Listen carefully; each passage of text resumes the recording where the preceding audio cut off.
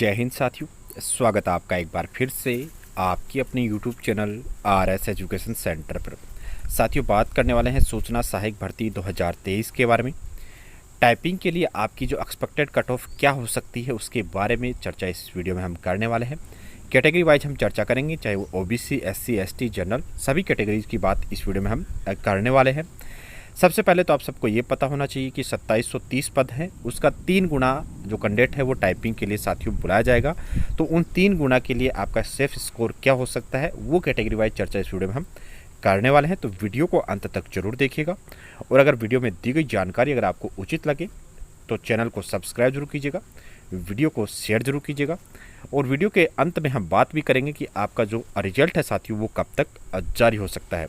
तो शुरू करते हैं वीडियो, जिसमें सबसे पहले हम बात करेंगे जनरल मेल कैंडिडेट की। यहाँ पर आप सबको ये भी पता होना चाहिए कि वैकेंसी और उसके साथ साथ में जो फॉर्म भरे गए हैं ये सब साथियों बहुत मायने रखते हैं, और उसके साथ में अटेंडेंस, जो एग्ज़ाम के दिन अटेंडेंस रहती है वो भी काफ़ी मायने रखती है। आप सबको पता है इस भर्ती में लगभग 50% के आसपास अटेंडेंस रही थी। तो उसी के आधार पर हम ये जो अनुमानित कट ऑफ रहने वाली है टाइपिंग की उसके बारे में चर्चा करने वाले हैं। जनरल मेल की अगर हम बात करें, जनरल मेल में यहाँ पर कुल वैकेंसी साथियों 798 है। इसका 3 गुना यहाँ पर मेल कैंडिडेट बुलाया जाएगा टाइपिंग के लिए, और जिसका जो अनुमानित सेफ स्कोर रहेगा टाइपिंग के लिए वो साथियों आपका 87 से 90 यहाँ पर अगर आपका स्कोर बन रहा है तो बिल्कुल यहाँ पर आप चिंता मत कीजिए, जनरल मेल कैंडिडेट टाइपिंग करने के लिए जाएगा। इसके बाद में जनरल फीमेल की यहाँ पर 229 सीटें हैं। 11,225 फॉर्म यहाँ पर आपके भरे गए थे। तो यहाँ पर आप देखिए, बोलेंगे कि लड़कियों का वेरिएशन बहुत ज़्यादा रहेगा, ऐसा कुछ नहीं है। आपको टाइपिंग के लिए मिनिमम जो मार्क्स चाहिएंगे वो 85 से 87 के आसपास, यानी 85 से 87 की मैं बात यहाँ पर कर रहा हूँ। तो बिल्कुल जनरल मेल की साथियों ये एक्सपेक्टेड हमारी कट ऑफ है। अब हम बात करते हैं यहाँ पर आपकी EWS कैटेगरी की। EWS कैटेगरी में पद यहाँ पर 169 है। फॉर्म यहाँ पर मेल कैंडिडेट के 11,838 भरे गए हैं। ठीक है, तो यहाँ पर आपकी जो अनुमानित कट ऑफ जो हम साथियों लेकर चल रहे हैं वो कहीं ना कहीं आपकी 82 से लेकर 87 के बीच में यहाँ पर रहने वाली है। फीमेल कैंडिडेट के यहाँ पर 49 पद है, और इन 49 पदों की अगर हम चर्चा करें कि कुल 3,430 फॉर्म यहाँ पर भरे गए हैं। और यहाँ पर अगर हम बात करें तो 77 से लेकर 80 के बीच में यहाँ पर फीमेल कैंडिडेट की कट ऑफ रहने वाली है। बात करते हैं यहाँ पर MBC की।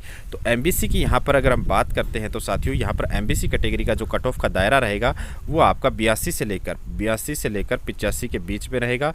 और यहाँ पर अगर हम बात करें अगर फीमेल कैंडिडेट की तो वो तकरीबन आपको 80 नंबर के आसपास यहाँ पर फीमेल कैंडिडेट को MBC कैटेगरी की यहाँ पर चाहिए आपको टाइपिंग के लिए, जो 3 गुना कैंडिडेट बुलाएंगे उसमें शामिल होने के लिए।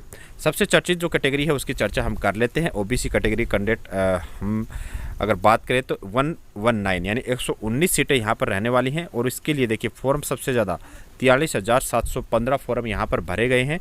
तो चर्चा करें कि यहाँ पर एक अनुमानित कट ऑफ क्या रह सकती है जिस पर एक कैंडिडेट OBC का इंतज़ार कर सकता है। तो देखिए मैं आपको जो एक सेफ स्कोर रहेगा टाइपिंग के लिए वो मैं आपको बता देता हूँ कि अगर आपके 86 नंबर बन रहे हैं तो आपको 86 से लेकर 88 के बीच में यहाँ पर आपको लेकर चलना पड़ेगा।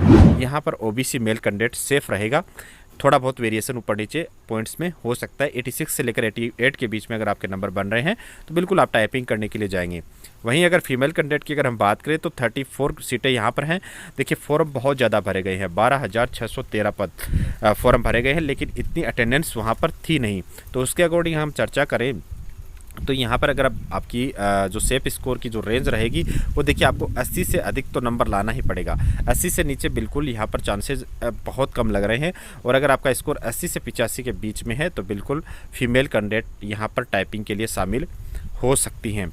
अगर हम बात करें आपकी यहाँ पर सहरिया मेल की कैंडिडेट, और चाहे सहरिया मेल हो या चाहे फीमेल हो, इन सीटों को अगर हम देखेंगे तो यहाँ पर देखिए ये पहले से लगभग 3 गुना ही है। 11 और यहाँ पर आपकी टोटल वैकेंसी है, और जो फॉर्म फिलअप किए गए वो 36 है, और 4 फीमेल हैं और यहाँ पर 6। तो अगर आपके पासिंग मार्क्स बनते हैं, सहरिया का कोई कैंडिडेट अगर देख रहा है तो अगर आपके पासिंग मार्क्स बन रहे हैं तो बिल्कुल यहाँ टाइपिंग के लिए बुलाए जाएंगे, इसमें कोई दिक्कत नहीं है। और अगर आप टाइपिंग में पास हो जाते हैं तो पूरे चांसेस है कि आपका फाइनल सिलेक्शन भी हो जाए। इसके बाद में अगर एससी मेल की अगर हम बात करें तो यहाँ पर 210 देखिए पद है, 15,822 फॉर्म भरे गए हैं। स्कोर जो आपका टाइपिंग के लिए सेफ स्कोर रहेगा वो 72 से 73 नंबर आपको यहाँ पर चाहिए, ठीक है, तभी जाकर साथियों देखिए आपका काम अब बनने वाला है। एससी फीमेल की अगर हम बात करें तो एससी फीमेल अगर आपके यहाँ पर कुल मिलाकर 69 से लेकर 70 के बीच में अगर एससी फीमेल में अगर आपका स्कोर है तो बिल्कुल आपका स्कोर अच्छा है, आप टाइपिंग के लिए बुलाई जाएंगी, नो डाउट, ठीक है। अगर हम बात करें एसटी मेल की अगर हम बात करें तो साथियों जो आपका मेल कैंडिडेट का जो स्कोर रहेगा वो बिल्कुल आप एससी से 3 से 4 नंबर कम कर सकते हैं, यानी 68 से लेकर अगर 70 के बीच में अगर आपका स्कोर बन रहा है तो बिल्कुल यहाँ पर एसटी मेल का कैंडिडेट टाइपिंग की रेस में रहेगा, इसमें कोई भी मन में आपके डाउट नहीं होना चाहिए। वहीं अगर हम फीमेल कैंडिडेट की बात करें तो वो स्कोर रहेगा आपका 65 से लेकर 70 के बीच में। अगर आपका ये स्कोर बन रहा है तो बिल्कुल आप इस भर्ती की जो टाइपिंग की टेस्ट होने वाली है 3 गुना जो कैंडिडेट बुलाए जाएंगे उसमें आप 100% शामिल होने वाले हैं।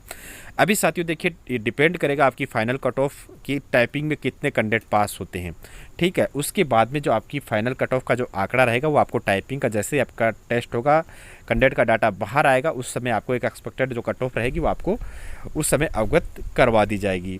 अब बात करते हैं साथियों रिजल्ट को लेकर बहुत सी कैंडिडेट चर्चा करते रहते हैं। हालांकि देखिए अध्यक्ष महोदय जी ने भी इसके संबंध में अवगत करवा दिया है कि हम परिणाम को लेकर चुनाव आयोग को लिख चुके हैं, लेकिन आपके मन में सवाल चल रहा होगा कि परमिशन मिलेगी या नहीं मिलेगी।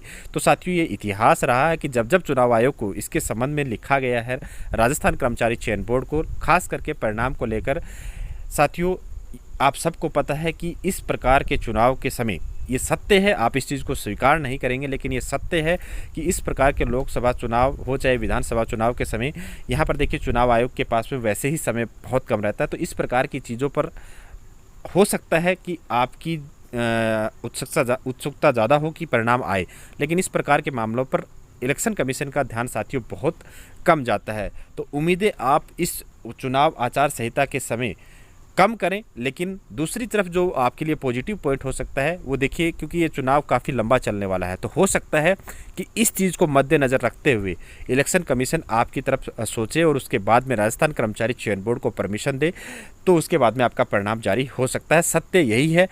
हालांकि अध्यक्ष महोदय जी ने भी ये क्लियर कर दिया कि हम चुनाव आचार संहिता के दौरान परिणाम जारी नहीं कर सकते जब तक हमको ये परमिशन नहीं मिलेगी। तो मैंने आपको दोनों चीज़ें बता दी हैं कि आपके लिए पॉजिटिव पॉइंट्स क्या है, नेगेटिव पॉइंट आपके लिए क्या हो सकता है। तो जैसे ही आपके परिणाम को लेकर एक एक्सपेक्टेड डेट रहेगी, देखिए वो एक्सपेक्टेड डेट जो आपकी रहेगी वो आपको आचार संहिता के दौरान अगर बोर्ड को परमिशन मिलेगी उसके बाद में ही बनेगी, अन्यथा आप आचार संहिता के बाद में ही अपने परिणाम का इंतजार करें। तो इस वीडियो में बस इतना ही। वीडियो में दी गई जानकारी अगर आपको उचित लगी हो तो वीडियो को लाइक और शेयर जरूर कीजिएगा, चैनल को सब्सक्राइब कर लीजिएगा। मिलते अगले वीडियो में, तब तक के लिए धन्यवाद। जय हिंद।